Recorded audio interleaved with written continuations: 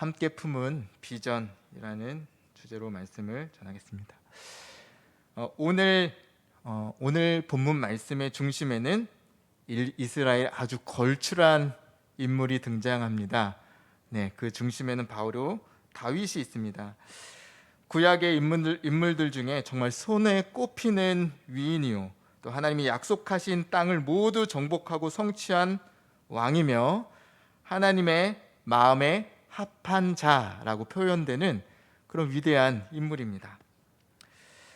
그러나 저와 우리 성도님들 다 아시다시피 그 모든 과정들이 정말 쉽지 않았습니다. 그 다윗의 인생은 여기 계신 누구보다도 정말 파란만장했다고 할 수 있습니다. 하지만 다윗은 오랫동안 신실하게 하나님을 의지했고 위대한 왕이 됩니다. 그리고 역대상 11장 그리고 오늘 읽은 12장은 드디어 다윗이 왕으로 등극한 후에 기록된 다윗을 도운 그 용사들의 명단입니다. 본문을 보면 그 다윗의 인생에 있어서 시시때때로 다윗을 돕는 사람들이 일어났음을 알 수 있습니다. 그리고 이 모든 일들은 하나님의 일하심이었습니다. 먼저는 1절부터 7절까지 다윗이 시글락성에 숨어 있을 때 다윗을 돕기 위해서 몰려온 사람들의 그 명단이 등장하고 있습니다. 1절 말씀을 읽겠습니다. 다윗이 기스의 아들 사울로 말미암아 시글락에 숨어 있을 때에 그에게 와서 싸움을 도운 용사 중에 든 자가 있었으니, 네, 다윗이 시글락에 숨어 있을 때였습니다. 근데 이때라 함은 다윗이 사울을 피해서 정말 한창 도망자의 삶을 살고 있었을 때를 말합니다. 이 시글락은 이스라엘에 숙적된 블레셋의 어떤 한 작은 도시의 이름입니다. 다윗이 지금 이 블레셋의 망명에 있는 것이죠. 그런데 이 망명에 있을 때 다윗을 도운 사람들이 있었다는 것입니다. 네, 다윗은 어렸을 때 사무엘로부터 기름 부음을 받습니다. 그리고 이스라엘의 왕이 될 것이라는 하나님의 약속의 말씀을 받았습니다. 이것은 다윗의 뜻이 아니라 하나님이 다윗에게 주신 하나님의 비전이었죠. 이번 주간 특별 새벽 기도회를 통해서 우리는 비전이 무엇인지 배우고 있죠. 이 다윗의 비전도 마찬가지입니다. 왕이 된다는 것, 이스라엘의 왕이 된다는 것, 그것은 다윗이 개인적으로 세운 목표가 아니었습니다. 왕이 되고자 하는 것은 어떤 개인의 욕망을 채우고자 하는 일이 절대 아니었습니다. 그것은 하나님의 뜻을 이루고자 하신 하나님이 주신 비전이었던 것이죠. 하나님께서는 다윗을 통해서 이 약속의 말씀을 성취할 계획을 갖고 계셨기 때문입니다. 다윗을 세워서 가나안 땅을 주리라 하신 하나님의 언약을 성취하고 나아가서 온 인류를 구원하시기 위한 하나님의 구속사를 이루기 위한 하나님이 놀랍고 크신 그 뜻이 다윗을 왕으로 세우는 데에 있었습니다. 근데 우리는 생각하기를 우리가 하나님의 약속을 받고 하나님 주신 비전을 갖고 살면은 그것이 하나님 뜻이기 때문에 모든 것이 좀 이제 평탄하게 이루어지리라 생각합니다. 왜냐하면 내가 하나님의 뜻을 가지고 사니까. 그러나 다윗의 삶을 보면은 다윗을 통해 보는 그 실상은 전혀 그렇지 않은 것 같습니다. 다윗이 처음에 이 물맷돌을 사용해서 골리앗을 물리치죠. 그때까지만 해도 수많은 백성들의 지지를 막 입으면서 금방이라도 하나님의 약속의 말씀을 성취하고 이 비전을 이룰 것처럼 여겨집니다. 금방 이스라엘을 통일하고 이스라엘 백성의 왕이 될 것 같이 여겨지죠. 하지만 그 이후에 골리앗을 무찌른 후에 다윗이 통일 왕국의 왕이 되기까지 자그마치 몇 년 걸리셨는지 아십니까? 20년 가까이, 20년의 시간을 정말 힘든 시간과 어려움 속에서 보냅니다. 다윗은 정말 황금 같은 그 젊은 시절, 정말 아주 인생의 창창한 빛나는 그 시절을 몽땅 도망자의 신세로 전전합니다.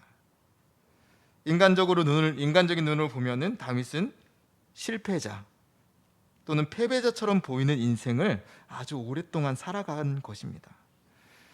다윗은 살기 위해 몸부림칠 수밖에 없었고 사울에 쫓겨서 지금 이 시글락까지 오게 된 것입니다. 말씀드렸듯이 시글락은 이스라엘의 숙적 블레셋의 작은 성읍이었습니다. 한번 생각해 보십시오. 다윗이 얼마나 마음이 다급했으면, 얼마나 생존을 위해서 몸부림치고 있었으면 자기가 물맷돌을 던져서 죽였던 그 골리앗의 나라, 자신들을 원수로 생각하고 있는 그 블레셋까지 찾아갔을까요? 다윗은 블레셋 왕의 의심을 피하기 위해서 미친 척까지 하면서 생명을 부지하죠. 네, 그런데 이 오늘 말씀에는 지금 상황이 아주 소망 없지 않습니까? 이 다윗의 이 소망 없는 현실 속에서, 이 아주 밑바닥에 빠진 이 상황 속에 있는 다윗을 돕는 용사들이 있었다고 합니다. 2절과 3절 말씀을 제가 읽도록 하겠습니다. 그들은 활을 가지며 좌우 손을 놀려 물매도 던지며 화살도 쏘는 자요, 베냐민 지파 사울의 동족인데 그 이름은 이러하니라. 그 우두머리는 아히에셀이요, 다음은 요아스이니 기브아 사람 스마아의 두 아들이요, 또 아스마웨스의 아들 여시엘과 벨렛과 또 브라가와 아나돗 사람 예후와 하고 쭉쭉쭉쭉 4절, 5절, 7절까지 등장하고 있습니다. 네, 놀랍게도 이 상황 속에서 다윗을 돕기 위해서 온 사람들이 누구죠? 네, 베냐민 지파의 사람들입니다. 베냐민 지파는 누구입니까? 현재 다윗을 죽이려 쫓고 있는 그 사울이 속한 지파의 사람들입니다. 4절에서는 기브온 사람도 등장하는데요, 이 기브온도 베냐민 지파에 속한 성읍의 이름입니다. 그러니까 지금 다윗을 돕기 위해 찾아온 이 이름들, 이 여러 이름들의 사람들이 다 사울과 관련된 사람들이라는 것이죠. 곧 기대할 수 없었던, 기대하지 못했던 그 사울과 관계된 사람들이 다윗을 도우러 온 것입니다. 이들은요, 정치적인 면으로 보거나 또 혈연, 지연으로 보면은 다윗과 이 대척점에 있는 사람들입니다. 그런데 이 사람들이 정말 미래가 없었던 다윗에게 찾아와서 도움을 준 것입니다. 아주 이 절망의 시간에 이렇게 뭔가 기대할 수 없었던 그 사람들이 다윗을 도와주러 온 것이죠. 여러분, 이런 일이 발생한 것은 진정 하나님이 일하셨기 때문입니다. 진정 하나님이 다윗의 인생을 인도하고 계시기 때문입니다. 하나님이 이렇게 기대할 수 없었던 곳에서, 기대할 수 없었던 사람들을 통해서도 놀랍게 일하십니다. 우리 인생에서 그렇게 일하시는 분이죠. 우리 생각을 넘어서 일하시는 그 하나님을 우리 성도님들도 많이 경험하시지 않았습니까? 그때 우리는 비로소 하나님의 인도를 더 느끼게 되죠. 이렇게 놀라운 하나님의 일하심은 다윗의 인생에 걸쳐서 고난과 역경이 계속될수록 더 분명해집니다.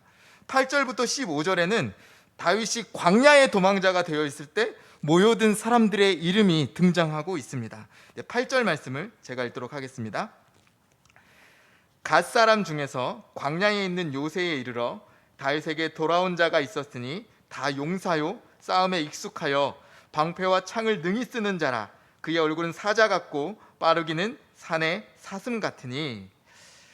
네, 8절부터는 다윗이 광야에 있는 요새에 있을 때에 도우러 온 사람들의 명단입니다. 여기서 광야에 있는 요새는 다윗이 사울을 피해 숨었던 엔게디 황무지를 말하는 것입니다. 이 요새에 있을 때 갓 사람들이 다윗을 도우러 왔다고 합니다. 다윗이 이 광야 속에 있을 때 엔게디 황무지로 이 사람들이 찾아온 거죠. 더 분명하게는 사무엘상 22장에서 다윗이 이 엔게디 황무지에 있을 때 모여들었던 용사들의 이름들이 등장합니다. 이때 많은 용사들이 이 다윗의 악정을 피해서 다윗에게 찾아왔다고 기록하고 있습니다. 그리고 이 본문은 그 중에서도 후에 다윗 왕궁의 백부장이 되고 천부장이 되는 용맹한 갓 용사들의 그 이름을 기록하고 있는 것이죠. 여러분, 이때도 어떻습니까? 시글락에 있었을 때랑 비슷하지 않습니까? 이때도 역시 다윗의 현실은 참 고달프고 정말 어려운 상황이었습니다. 정말 도움이 필요한 상황이었죠. 그런데 그때 사람들이 다윗의 주변에 몰려들고 있는 것입니다. 하나님이 일하고 계신 것이죠. 이어 시간이 지날수록 점점 더 많은 사람들이 다윗의 주변에 몰려들어서 다윗을 돕고 있음을 우리는 볼 수 있는데요. 22절 말씀을 제가 읽도록 하겠습니다. 22절입니다. 그때 사람이 날마다 다윗에게로 돌아와서 돕고자 하매 큰 군대를 이루어 하나님의 군대와 같았더라. 아멘. 네, 이렇게 결국 사람들이 모여서 큰 군대를 이루고 있음을 볼 수 있습니다. 그리고 이 군대가 하나님의 군대와 같아졌다고 말하고 있죠. 오랜 시간에 걸쳐서 다윗의 곁에 모인 사람들이 이제는 용맹하고 숙련된 군대, 용사가 된 것이죠. 이렇게 되리라고 결코 생각할 수 없었던 그 상황 속에서 하나님이 이렇게 다윗의 주변에 하나님의 군대와 같은 사람들을 만들어 주신 것입니다. 오늘 이 말씀을 우리는 보면서 이것이 진정 놀라운 하나님의 주도하시는 역사라는 것들을 우리는 알아야 합니다.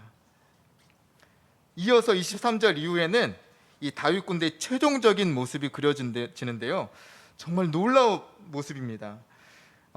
다윗이 이 왕이 되기 직전에 이스라엘 전역에 흩어져 있던 모든 지파의 사람들이 다윗에게로 몰려듭니다.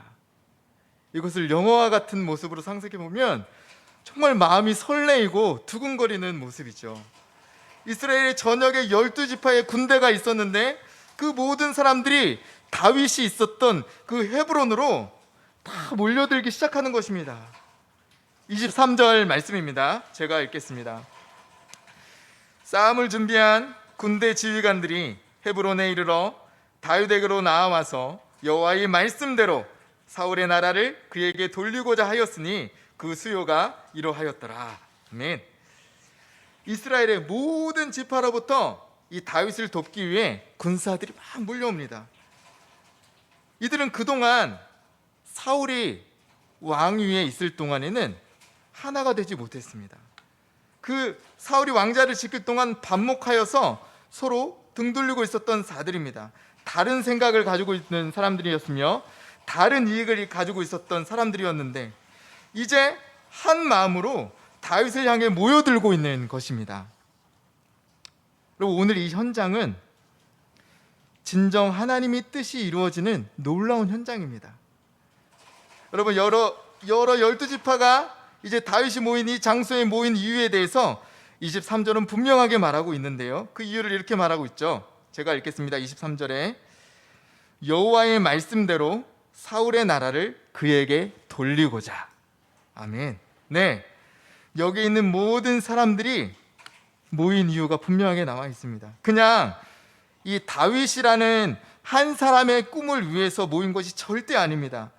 이들이 다윗에게 모여든 이유는 하나님의 뜻을 알고 하나님의 말씀대로 이루어지게 하기 위해서 한 마음으로 힘을 모은 것이죠.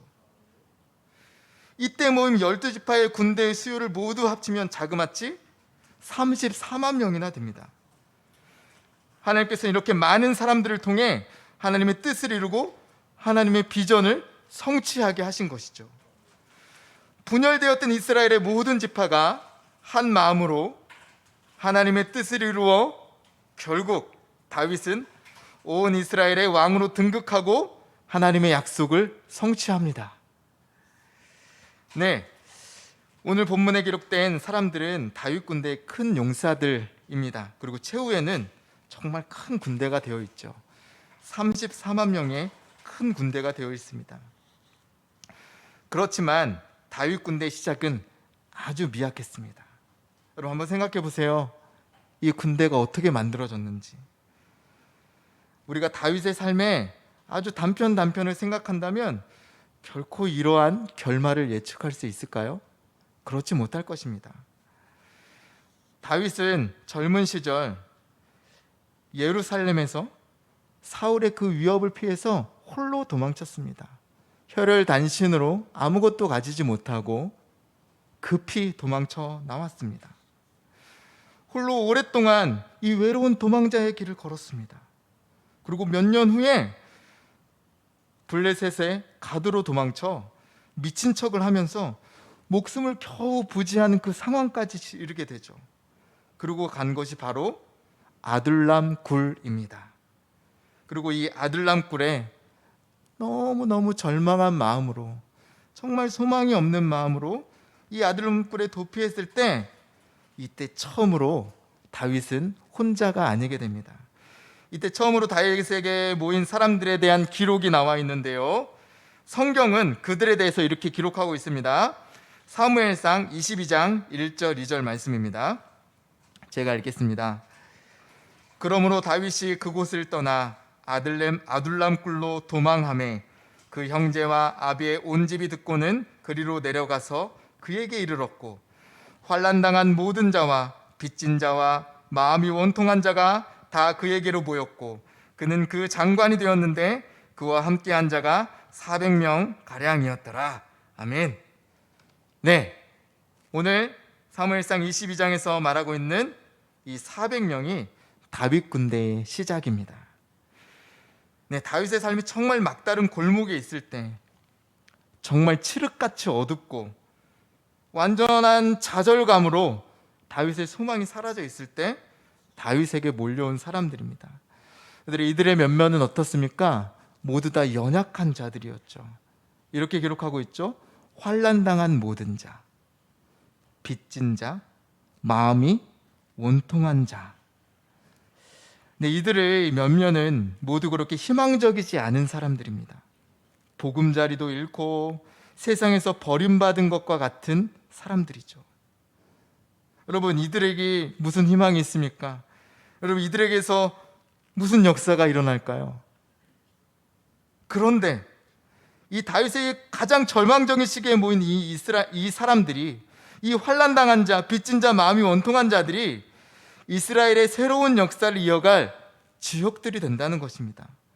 이들을 시작으로 다윗 주변에 사람들이 몰려들기 시작하는 것이며, 이들이 성장하고 성장하여서 오늘 우리가 본문에서 맞이하고 있는 이 34만 명의 군대가 된 것입니다. 사랑하는 여러분, 말씀을 맺습니다. 오늘 본문은 맨 땅에서 시작해서 이스라엘의 왕이 된 이 다윗이라는 위대한 사람의 일대기를 말하려고 하는 것이 절대 아닙니다. 그 반대입니다. 다윗 한 사람이 아니라 수많은 사람들을 통해서 하나님께서 이 약속의 말씀을 성취하였음을 보여주고 있는 것입니다. 그것도 어느 한순간이 아니라 아주 오랜 시간을 걸쳐서 하나님의 섭리에 따라, 하나님의 인도하심에 따라 차근차근히 모인 그 하나님의 사람들을 통해서 하나님의 뜻이 성취된 것입니다. 아주 미약한 자들이, 이 세상의 눈으로 보기에 희망이 없는 이 보금자리 들고 소망 없는 자들이 모여서 큰 군대가 되고 하나님의 약속을 성취한 것입니다. 하나님께서는 하나님의 뜻을 이루시기 위해 사람을 사용하십니다. 그리고 그것은 한 개인이 아니라 수많은 사람들을 통해서 이루어 가시는 것입니다. 사랑하는 성도 여러분, 하나님께서 지금 이 순간에도 일하시고 계십니다. 우리는 잘 느끼지 못할지라도 하나님의 뜻이 지금도 성취되어져 가고 있습니다. 우리는 성경을 통해서 이미 하나님의 뜻을 굉장히, 그것도 아주 선명하게, 굉장히 선명하게 많이 알고 있습니다. 오늘 본문에서 우리는 확인했습니다. 하나님께서 다윗과 수많은 사람들을 일으켜서 하나님의 약속을 성취하셨습니다. 그리고 지금도 하나님께서는 하나님의 사람을 들어쓰셔서, 하나님의 사람을 부르셔서 하나님의 약속을 성취하고 계신 중입니다. 간절히 소망하는 바, 제가 이 하나님의 약속의 말씀을 이루는 도구가 되길 바랍니다. 간절히 원하는 바, 여러분이 하나님의 말씀을 성취하는 사람들이 되길 바랍니다. 사랑하는 성도 여러분, 이 성경에 하나님께서 우리에게 주신 약속의 말씀이 있습니다. 예수님께서 다시 이 땅에 오십니다. 하나님의 나라는 반드시 성취될 것입니다. 하나님께서 지금 그 일을 이루어가고 계십니다. 사랑하는 성도 여러분, 비전이 있습니까? 여러분들 마음속에 어떤 비전이 있습니까? 하나님께서 지금 이 일을 위해서 우리를 부르십니다. 이제 우리 모두가 그 부르심에 응답하여 하나님의 비전을 위해서 살면 되는 것입니다. 우린 날마다 이렇게 고백했으면 좋겠습니다. 이렇게 고민했으면 좋겠습니다. 하나님, 어떻게 하면 나를 통해서 하나님의 뜻이 이루어질 수 있겠습니까? 하나님, 어떻게 하면 내가 하나님의 이름을 위해서 하나님의 영향력이 있는 삶을 살 수 있을까요? 하나님, 어떻게 하면 내가 하나님 나라를 이 땅에 이루며 살 수 있을까요? 함께 하나님의 나라를 위해 애쓰고 한 비전과 한 마음으로 하나님의 뜻을 이루는 그런 공동체가 되기를 소망합니다. 비록 우리가 어렵고 환난당하더라도, 가난하고 낮아져야 할지라도 하나님께서 주신 그 마음속의 비전이 저와 우리 성도님들의 소망이 되고 우리를 묶어주는 한 목적이 되어서 하루하루 주님의 말씀을 함께 성취해 나가는 그 기쁨이 우리 신창교회에 저와 여러분들에게 날마다 있기를 간절히 소망하며 축복합니다. 기도하겠습니다. 우리를 인도하시고 사람을 통해서 하나님의 뜻을 이루시는 하나님, 이 시간에 우리를 통해 일하시고자 하시는 하나님의 부르심을 듣습니다. 하나님, 비록 저는 연약하지만, 하나님, 비록 우리는 참으로 부족하지만 하나님의 부르심에 응답하여 하나님의 뜻을 이루며 하나님의 비전을 성취하는데 우리가 쓰임받길 원합니다. 하나님, 우리를 사용하여 주시며 우리를 통해서 하나님의 뜻을 이루어 주옵소서. 우리가 한 마음으로 하나님의 뜻을 향해 나아가 하나님의 뜻을 함께 성취하는 그 기쁨을 누리는 귀한 공동체 되게 하여 주옵소서. 이 모든 것들 하나님께 감사와 찬양드리며 또 모든 것들 하나님께 맡겨드리며 살아계셔서 역사하시는 예수 그리스도의 이름으로 기도하옵나이다. 아멘.